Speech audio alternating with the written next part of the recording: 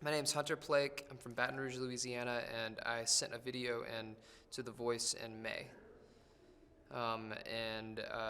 I just felt like seeing where it would go.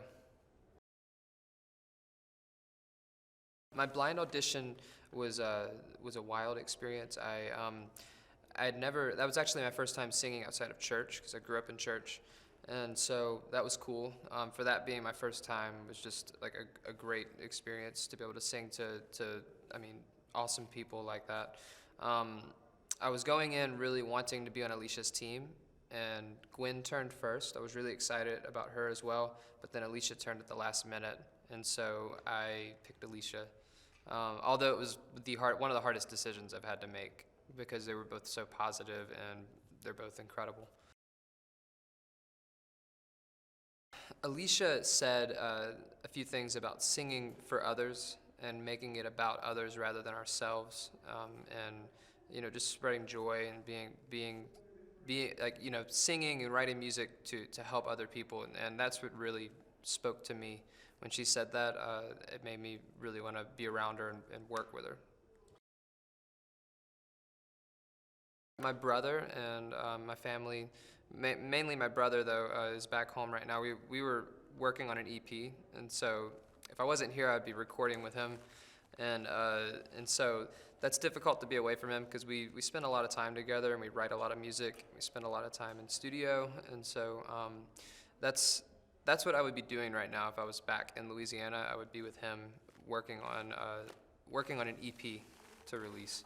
And so we still kind of, work online with each other, like as far as like he'll FaceTime me and then we'll talk about like either write or talk about song ideas, and then, we're both kind of doing our own thing from a distance, but it's still not the same, But still though, this is a great place to be for us in the long run, so we're excited about this. And this is doing nothing but helping, our career and our path. When I was 8 years old, I was asked to be in a Christmas production at my church, and it was they wanted me to do the Drummer Boy song, so I played on a little conga and then sang Drummer Boy, and then they wanted me to do that every single year, and so that's when I started really liking, performing. So it was like once a year that I would do it at a Christmas production, and then when I was about 15, I started leading worship in my youth group, and that's whenever it was like a band, because like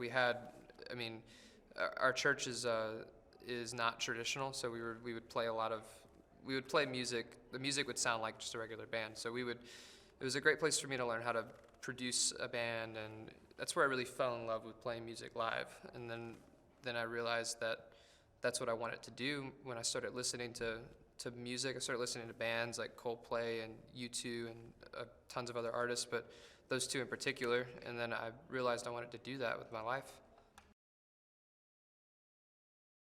My dad, when I was about 13, showed me the song "Fix You" by Coldplay, and then I started listening to them, and then their Viva La Vida album came out, and I was listening to that like crazy when I was 13 or 14, and that's when I fell in love.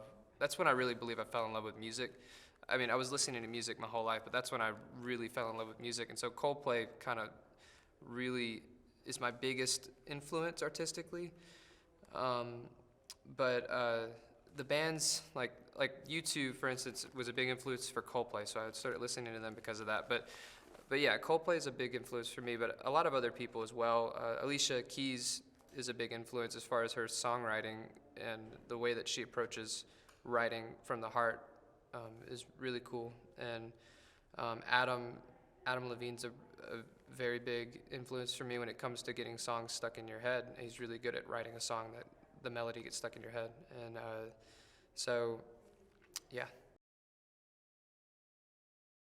I write pop, but I do put my own spin on it a little bit. I like to add guitar and a few other instruments into it, but my stuff sounds, if you take Maroon 5 and mix it with some Coldplay, you would have my band.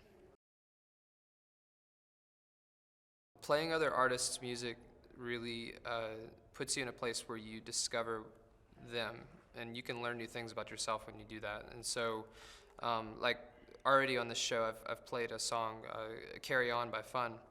I had never done that song before, but I was really able to, by singing his song, singing Nate Ruess's song, I was able to kind of put myself in his shoes and understand him as an artist, which is cool because I learned some things from the band Fun that I didn't know existed till I sang their music. It's just something happens when you sing the song rather than listening to it, I guess. And so I'm kind of excited about that with this show. Just trying out different stuff. I'm not afraid to explore, and so that's what I'm doing.